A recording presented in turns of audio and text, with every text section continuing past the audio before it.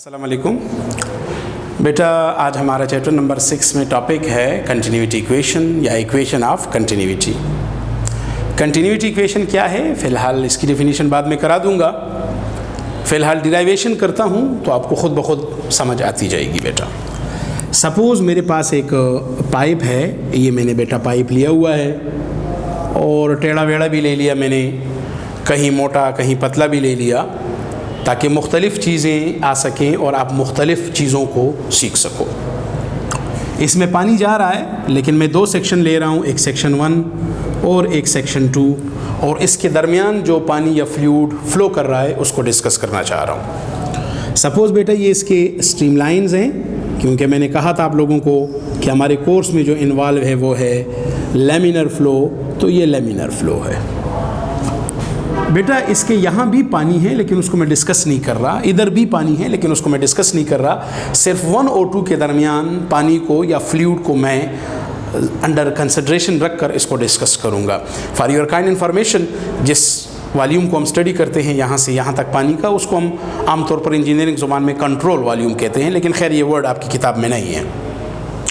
Suppose बेटा यहाँ पे जो पानी है और पानी का जो क्रॉस सेक्शनल एरिया है या पाइप का जो क्रॉस सेक्शनल एरिया है उसको मैं A1 कहता हूँ। यहाँ पे जो क्रॉस सेक्शनल एरिया है उसको मैं बोलता हूँ A2। यहाँ पे जो पानी जा रहा है, पानी की जो वेलोसिटी है उसको मैं बोलता हूँ V1, और यहाँ पे जो पानी की वेलोसिटी है उसको मैं बोलता हूँ V2।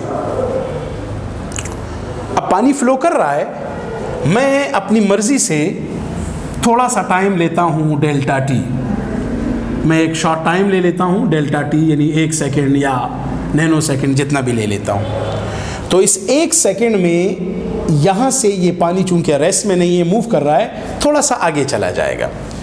सपोज़ जितना ये फासला तय करके आगे जाता है उसको मैं बोलता हूँ डेल्टा x1, और डेल्टा x1 यहाँ से ये पानी मूव करके इधर आ जाएगा, तो यहाँ से यहाँ तक फासला डेल्टा x1 है।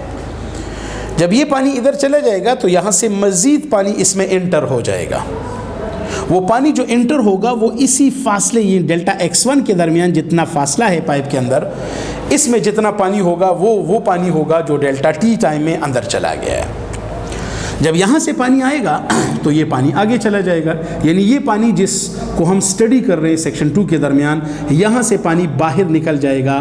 सपोज़ वो जो फासला तय हो रहा है वो डेल्टा x2 है। पहले मैं उस पानी को स्टडी करूंगा जो सेक्शन 1 में दाखिल हो जाएगा डेल्टा टी में। इसको स्टडी करने के लिए सबसे पहले मैं मालूम करना चाहता हूँ ये फासला, कि ये जो फासला तय हो रहा है, जो पानी दाखिल हो रहा है वो कितना होगा। हमें ये पता है कि V is equal to S/T। यहाँ से अगर मैं फासला निकालूंगा तो S is equal to VT। तो मेरा कहने का मकसद है कि डिस्टेंस जो है उसको मैं इस फार्मूले S is equal to VT से मैं मालूम कर सकता हूँ। अब जो फासला तय हो रहा है वो कितना फासला है, डेल्टा x1, तो मैंने s की बजाय डेल्टा x1 लगा दिया। वही वेलोसिटी डिस्कस करूंगा जो इस सेक्शन पे है, वो v की बजाय v1 आ जाएगा, टाइम में डेल्टा t ले रहा हूं। Now this is the distance which is covered by the fluid which is entering into the pipe at section 1 in time delta t। अब ये पानी का वो फासला है जो आगे चला जाएगा। अब मैं मालूम करना चाहता हूं उस पानी का वॉल्यूम जो अंदर जा रहा है। जनाब, हमारे पास वॉल्यूम का क्या फार्मूला होता है, length into breadth into height, या 1 side multiplied by 2nd side multiplied by 3rd side. 2 sides को मल्टीप्लाई कर दें तो इसको एरिया कहते हैं, तो एरिया के साथ तीसरी साइड मल्टीप्लाई करके इसको हम वॉल्यूम कह सकते हैं। मिसाल के तौर पर इस कमरे का वॉल्यूम आप कैसे मालूम करोगे, लेंथ इंटू ब्रेड्थ और इंटू दिस हाइट। अब ये दोनों कोने मिलकर इस एरिया बन जाएगा, तो इस एरिया के साथ तीसरा साइड मल्टीप्लाई कर दो। बिल्कुल इसी तरह अगर आप पाइप में देखना चाहते हैं पानी जा रहा है, तो पाइप का जो एरिया है वो एरिया लेकर जितना वो फासला तय करेगा उस फासले के साथ मल्टीप्लाई करो। मेरा कहने का मकसद ये है कि वॉल्यूम का तरीका है कि एरिया के साथ जो डिस्टेंस वो तय करेगा वो मल्टीप्लाई कर दो, आपको वॉल्यूम मालूम हो जाएगा। So the volume which is entering into the pipe at section 1 in time delta t can be calculated by the help of this formula. अब यहाँ पे चूंकि हम सेक्शन 1 की बात कर रहे हैं, एरिया की बजाय A1 लगा दूंगा। जो फासला तय हो रहा है डेल्टा x1 है, V1 डेल्टा t है, तो मैंने फासले की बजाय V1 डेल्टा t लगा दिया। इस वॉल्यूम को मैं डेल्टा V1 से जाहिर कर रहा हूँ। बेटा डेल्टा वी से मुराद है वॉल्यूम और सिर्फ वी से मुराद है वेलोसिटी। वॉल्यूम को मैं डेल्टा से इसलिए कह रहा हूँ कि मैंने शॉर्ट टाइम लिया है डेल्टा टी, तो जाहिर है शॉर्ट टाइम में थोड़ा सा वॉल्यूम जाएगा पानी का, तो उस वॉल्यूम को मैं डेल्टा V1 कहता हूँ। Now this is the volume which is entering into the pipe at section 1। अगर मैं मालूम करना चाहता हूँ पानी का मैस जो एंटर हो रहा है, तो मैस का क्या फार्मूला होता है? डेंसिटी इनटू वॉल्यूम, क्योंकि हमें पता है जनाब कि डेंसिटी बराबर होता है मैस डिवाइडेड बाय वॉल्यूम। यहाँ से मैं मैस निकालूंगा तो वॉल्यूम उधर जाकर मल्टीप्लाई हो जाएगा। इसका मतलब है मैस निकालने का फार्मूला है डेंसिटी इनटू वॉल्यूम। मैं कौन सा मैस मालूम कर रहा हूँ? जो सेक्शन 1 में दाखिल हो रहा है। इस मैस को मैं डेल्टा M1 कहता हूँ, रो की बजाय रो 1 लगा दूंगा। वॉल्यूम मैंने निकाला है A1 V1 delta T। Now this is the mass of the fluid which is entering into this pipe at section 1 in time delta t। बिल्कुल इसी तरीके से जब यहाँ पे पानी इंटर होगा तो सेक्शन 2 से बाहर भी निकल आएगा। वो पानी जो सेक्शन 2 से निकल रहा है वो भी इसी तरीके से हम निकाल सकते हैं, लेकिन रो 1 की बजाय रो 2, ई की बजाय V2, V की बजाय V2, और टाइम में उतना ही ले रहा हूँ जितना यहाँ लिया था।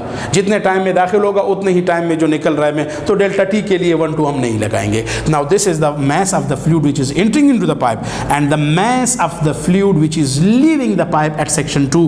बिल्कुल इसी की देखा देखी, डेल्टा M1 की बजाय डेल्टा M2, रो 1 की बजाय rho 2, A2 V2 delta T। Now this is the mass of the fluid which is entering into the pipe and this is the mass of the fluid which is leaving the pipe. According to the law of conservation of mass, अगर 1 kilogram पानी दाखिल होगा तो 1 kilogram निकलेगा भी। अगर 1 kilogram से कम ज़्यादा हुआ तो वो पानी कहाँ चला गया? गायब हो गया या कहीं और से आ गया। ये तो law of conservation of mass की खिलाफ वर्जी है। So according to the law of conservation of mass, the mass entering must be equal to the mass leaving the pipe. तो जो इंटर हो रहा है डेल्टा M1 लगा दे, रो 1 A1, डेल्टा M2 लगा दे। ज़रा इसमें देखिए डेल्टा T कैंसिल हो जाएगा, मेरे पास सिर्फ रो 1 A1 V1 रो 2 A2 V2 रह जाएगा। अब मैंने आप लोगों को कहा था कि हमारे कोर्स में हम जो डिस्कस करेंगे वो इनकम्प्रेसिबल फ्लूइड हम डिस्कस करेंगे, यानी आइडियल फ्लूइड। अब इनकम्प्रेसिबल का मतलब ये है कि डेंसिटी चेंज नहीं होती। यहाँ पे पानी की डेंसिटी यहाँ पे, या यहाँ पे फ्लूइड की डेंसिटी यहाँ पे, दोनों सेम होंगी। सो रो 1 रो 2 दोनों सेम है। जब सेम है तो 1 2 लगाने की जरूरत नहीं है, दोनों को रो कर दो। तो इस इक्वेशन में रो 1 को भी रो कर दो और रो 2 के भी रो कर दो, तो रो A1 V1 और रो A2 V2 बन जाएगा। जिस तरीके से बेटा मैंने यहाँ पे लिखा है रो A1 V1 और रो A2 V2, ये रो के साथ कैंसिल हो जाएगा, A1 V1 आ जाएगा is equal to A2 V2 आ जाएगा। अब ये इक्वेशन मेरे पास आ गई। अगर मैं इस इक्वेशन को मिसाल के तौर पर थोड़ा सा मज़ीद इस पे सोचूं, तो ये मैंने 2 सेक्शंस लिए थे। अगर मैं तीसरा सेक्शन ले लूँ 3, तो मैं कहूँगा बराबर होगा A3 V3। अगर चौथा ले लूँ तो बराबर होगा A4 V4। इसका मतलब है कि किसी भी सेक्शन पर A एंड V का जो प्रोडक्ट होता है वो हमेशा क्या रहता है? कांस्टेंट। इसी कांस्टेंट वैल्यू को जब प्रोडक्ट आता है, इसी को हम बोलते हैं कंटिन्यूटी इक्वेशन, या इसी को हम बोलते हैं इक्वेशन ऑफ कंटिन्यूटी। अब जनाब इस AV का मतलब क्या है, ज़रा इसको डिस्कस करते हैं। वेरी सिंपल बेटा, इंतहाई आसान है। इस AV को हम बोलते हैं वॉल्यूम फ्लो रेट। क्यों वॉल्यूम फ्लो रेट कहते हैं? मैं इसको ज़रा मिटा रहा हूँ ताकि मैं मज़ीद आप लोगों को इसके बारे में जो डिस्कशंस हैं वो करा सकूँ। मिसाल के तौर पर बेटा ये जो AV है, एरिया इनटू वेलोसिटी, एरिया लगा दूंगा। What is velocity? Velocity is the distance या speed divided by time. Area into distance is known as what? Volume divided by time. जब मैं बार मैंने आप लोगों को कहा हुआ है पहले कि जब डिवाइड होता है इसका मतलब होता है यूनिट। इसका मतलब है कि ये पानी का वो वॉल्यूम शो कर रहा है जो फ्लो हो रहा है यूनिट टाइम में। SI सिस्टम में यूनिट टाइम से मुराद है 1 सेकंड। इसका मतलब है कि ये शो कर रहा है पानी का वो वॉल्यूम जो 1 सेकंड में फ्लो कर रहा है इस सेक्शन में। ये शो हो रहा है पानी का वो वॉल्यूम जो फ्लो कर रहा है 1 सेकंड में इस सेक्शन पे। ये शो कर रहा है पानी का वो वॉल्यूम जो 1 सेकंड में फ्लो कर रहा है इस सेक्शन पे। मेरा कहने का मकसद ये है कि पानी का वो वॉल्यूम जो यहाँ हो, यहाँ हो, यहाँ हो, 1 सेकंड में जो फ्लो कर रहा है वो सेम है। इसी को हम लोग बोलते हैं कंटिन्यूटी इक्वेशन, और इसको फिर हम बोलते हैं volume flow rate. What is volume flow rate? Volume flow rate is the amount of volume which is flowing at any section of a pipe in unit time. वो पानी जो 1 सेकंड में फ्लो कर रहा है, 1 सेकंड में यहाँ से 5 लीटर पानी फ्लो कर रहा है, तो यहाँ पे भी 1 सेकंड में 5 लीटर पानी ही फ्लो करेगा. इसका मतलब है the volume of a fluid which is flowing at different sections of a pipe remains constant. This statement is known as equation of continuity. याद रखें बेटा, ये हमने इनकम्प्रेसिबल की बात की. अगर हम इनकम्प्रेसिबल की बात ना करते तो फिर हम रो 1 रो 2 को रो के बराबर नहीं लेते.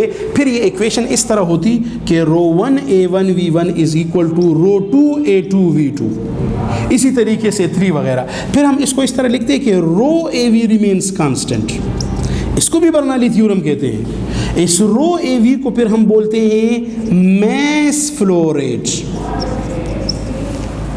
मिसाल के तौर पर कैसे है, यही इक्वेशन मैं यहाँ पे लगा दूं जनाबो. मैं रो AV कर रहा हूँ. रो मीन डेंसिटी, एरिया, और स्पीड का मतलब है distance divided by time. What is area into distance? Volume divided by time. Density into volume is known as what? Mass divided by time. इसका मतलब है कि रो AV शो कर रहा है पानी का मैस जो फ्लो कर रहा है यूनिट टाइम में. इसका मतलब है आप मुख्तलिफ डिफिनेशंस कर सकते हो इक्वेशन ऑफ कंटिन्यूटी की. कैसे? The volume of a fluid, जब आप वॉल्यूम की बात करोगे तो फिर खामखा इनकम्प्रेसिबल फ्लूइड लोगे, आइडियल फ्लूइड लोगे. फ्लो हम कौन सा ले रहे? लैमिनर. तो जनाब हम कंटिन्यूटी इक्वेशन की क्या डिफिनेशन करेंगे? The volume of an incompressible fluid flowing in unit time at different sections of a laminar flow remains constant. अगर आप ये डिफिनीशन करना चाहते हैं तो फिर आप कहेंगे the mass of a fluid. अब आपको इनकम्प्रेसिबल लगाने की जरूरत नहीं है.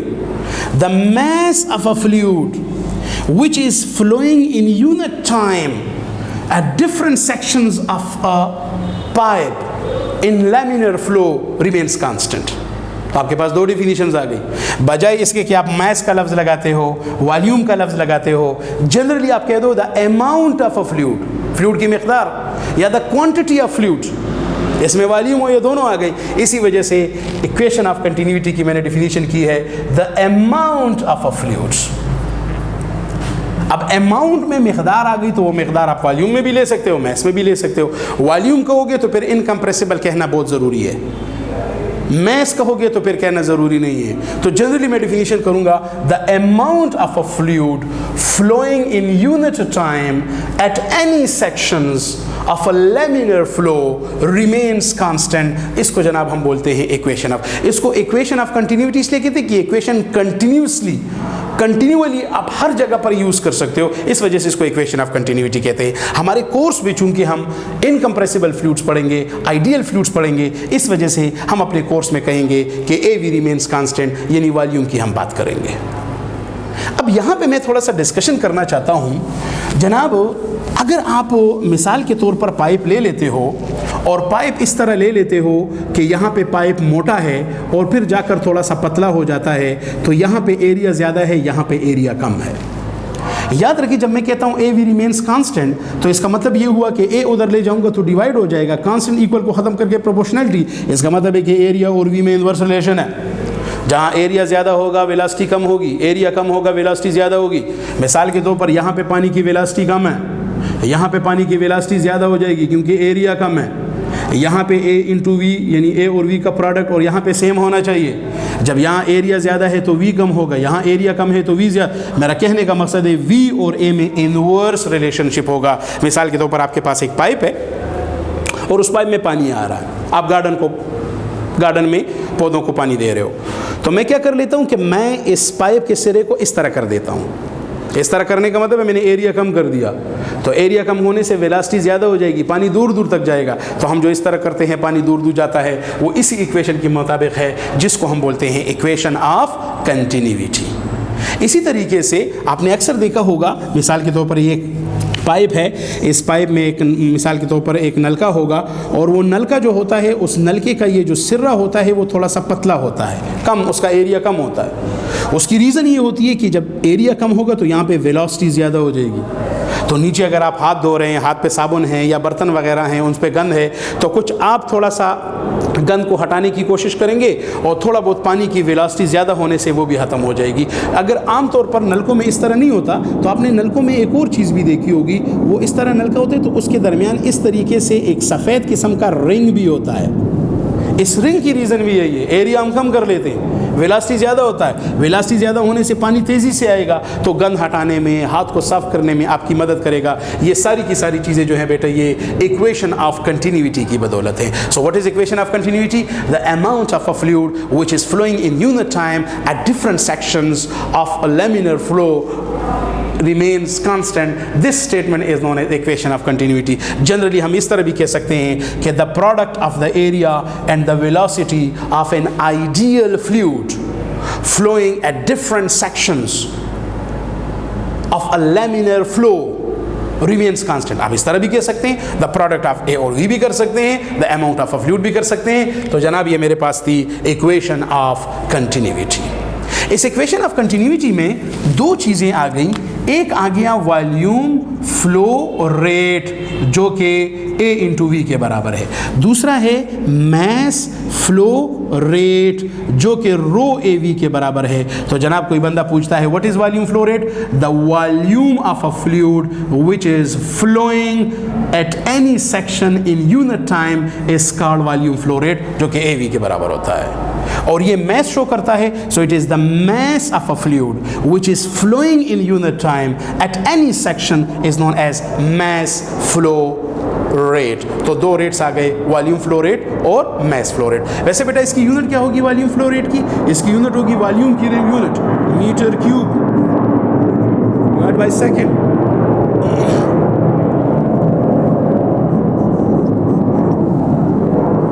मैस फ्लो रेट की यूनिट होगी किलोग्राम पर सेकेंड। ज़रा देखिए ना, एरिया की unit metre square, velocity unit metre per second, metre square metre, metre cube per second आ जाएगा। सो इसकी ये यूनिट हो जाएगी। इसी तरीके से रो की यूनिट किलोग्राम पर मीटर क्यूब होती है, एरिया की यूनिट मीटर स्क्वायर हो गई, वी की यूनिट मीटर पर सेकेंड, तो मीटर स्क्वायर मीटर क्यूब बन जाएगा, इसके साथ कैंसिल हो जाएगा, किलोग्राम पर सेकेंड आ जाएगा। कोई बंदा आपसे पूछता है वॉल्यूम फ्लो रेट की डायमेंशन क्या है, तो ज़रा सोचिए, ऊपर मीटर है, लेंथ है, सो एल क्यूब, नीचे टाइम है टी इनवर्स, या हम ये कर सकते हैं m power 0 l cube T inverse, ये जनाब डायमेंशन हो जाएगी वॉल्यूम फ्लो रेट की। मैस फ्लो रेट की ऊपर मैस है तो m आ जाएगा, और टी इनवर्स, सो m टी इनवर्स भी कर सकते हैं, या m l power 0 T inverse आप ये भी कर सकते हैं। तो ये जनाब दो छोटे छोटे टॉपिक्स भी आ गए, volume flow rate, mass flow rate, वो भी जनाब मैंने इसमें कर दिया है। तो मेरे टॉपिक का नाम जो था कंटिन्यूटी इक्वेशन, वो भी तकरीबन अपने इख्तिताम को पहुँच गया।